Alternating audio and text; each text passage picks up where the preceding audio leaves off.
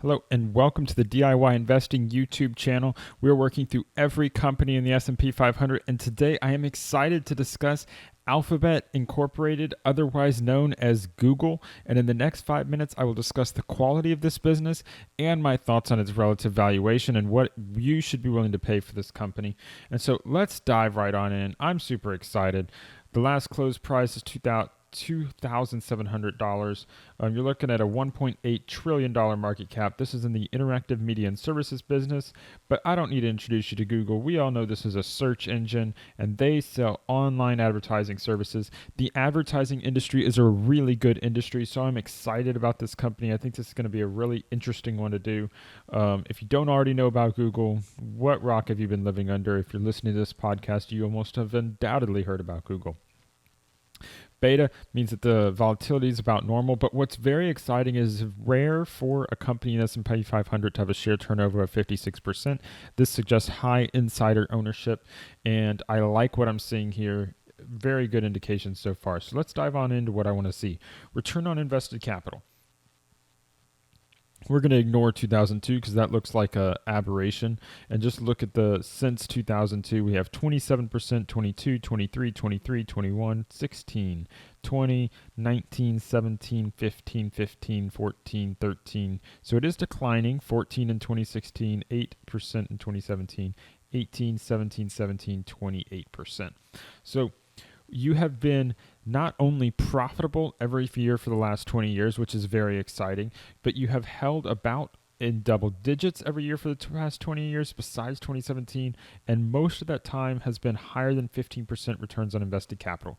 Very positive for this business, very good for being able to self-fund your growth, and we know that Google has been growing. We can see the 10-year CAGR in growth of 21% on revenue, 17% on assets, 22% on earnings per share, and unlike some of the companies I've looked at through this methodology, they are actually growing their revenue and their earnings per share faster than assets, and that drives operating leverage. You really want to see that in a company. Very positive growth trends here. So not only are they double-digit growth, but the assets aren't growing faster than revenue. Very good sign. Return on equity of 16%. That's a good number to hit. You really like to see that. Anything over 15% is good. That 15 to 20% range, I think, is a really strong spot to be in, and so I like to see that. And they're doing this without a lot of debt needs, and so that's a really positive sign to see. Now, valuation at 24.6, this is high. I don't like to pay this much for a company, but so far I'm seeing a lot of things that make that worth that. With a 20% revenue growth, if this can continue to be sustained for a decent amount of time, you can quickly get into a more reasonable valuation on your cost. And so assuming I can maybe get a slightly cheaper price, this could be a very exciting company to own. So revenue, what does 20% revenue do for 10 years? It takes you from $46 billion in revenue up to $257 billion in revenue in a decade. So that's 5x growth, maybe 5 to 6x in a single decade, which is really impressive.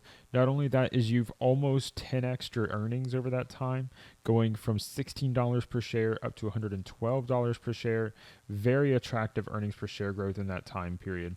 Although it looks like the last year in particular was a huge boost in comparison. So all positive things. Really like what I'm seeing so far. Let's look at the income statement. You can see actually one thing I want to look back on the overview. So gross profit margins. Let's see what we have here. So are they stable? 62, 60, 61, 62, 61, 58, 56, 56. So they're not super stable. They are changing. Some of that I'm going to guess is the other businesses they're getting involved in because certainly Google has pricing power. And so let's see what else we can see from the income. So actually, I want to go first to the balance sheet because I don't think they're using debt. Let's see what they're using for debt. So they do have some long-term debt.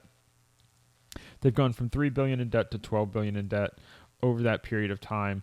But when you think about their total assets, $12 billion in debt against $359 billion in assets with a lot of cash. So they have more cash than on hand than they do debt, means that they're cash positive.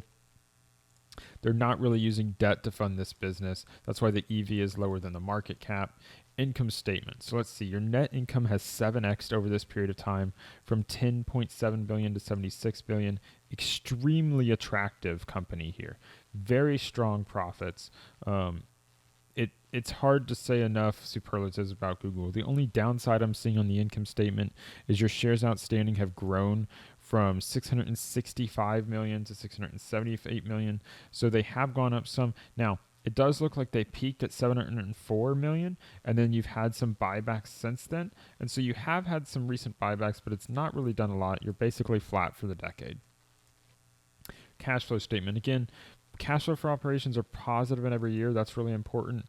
And you're 20 and you have 91 billion in cash. Again, this is a huge company, lots of cash flow, and they're investing that cash flow back into PP&E. So there's a lot of investments here, a lot of cash from investments, but a lot of it is left over for buying back stock. And you can see they bought back $50 billion in stock in 2021. That's impressive. They're not paying dividends, but they are doing buybacks, and that's an acceptable thing to do. Certainly, this is a high-quality business, and using your money on dividends incurs a tax cost for investors, so I'm fine with that as it's shown here. One thing that's worth noting is they do have a lot of stock-based compensation. So you really have to understand that this is manipulating some of the cash flow from operations. So I really like using this net income number more than the cash from operations because this is a true cost, this stock-based compensation, and it's really eating into the value of those buybacks because they're paying such high costs here. So let's see, key ratios here. What do I want to see? This isn't really a what I need to. So let's look here. If you see across the last 10 years, they've always traded above 20 times earnings. And they've always traded at a relatively high price to book and price to sales. So this seems to be normal for the company. And meanwhile, they've continued to massively grow the market capitalization. So when I first look at this, I think, okay, this company's overvalued, but it's always had a high PE. Of all the companies where you might pay a 25 PE, a company like Google is the only one that I've seen in this review process where I think it could be worth it because they're growing at a high rate. They're growing their revenue faster than assets. They have the operating leverage inherent in the business. They're self-funding all their growth. They have lots of cash. If I were to pull that cash off in a more detailed analysis, you'd see that the valuation is even lower on a relative basis. So despite being an extremely large company at $1.8 trillion, you are paying up for it, but this is one of the best businesses in the world, and you see it in these numbers. They're not losing money in any year, not even in a recession. They're growing extremely fast, and they basically are a monopoly on search. Now, the only downside you have to look at, and it's beyond the analysis I can do in this, is what's the durability of the business. But Google is absolutely on my watch list. It's a very attractive business, and I would recommend spending some time diving in because these economics are almost unparalleled and they're printing money. If they weren't investing in other bets, it'd be a shoe-in to be a stock you want to be interested in. So I'm really excited about this business. I think what they've done over the last decade is just simply amazing to increase $200 billion in revenue in that time period.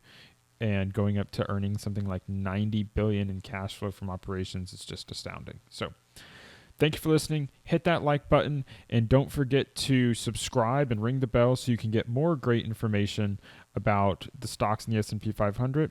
Thank you for listening, and until next time, stop paying fees, start building wealth.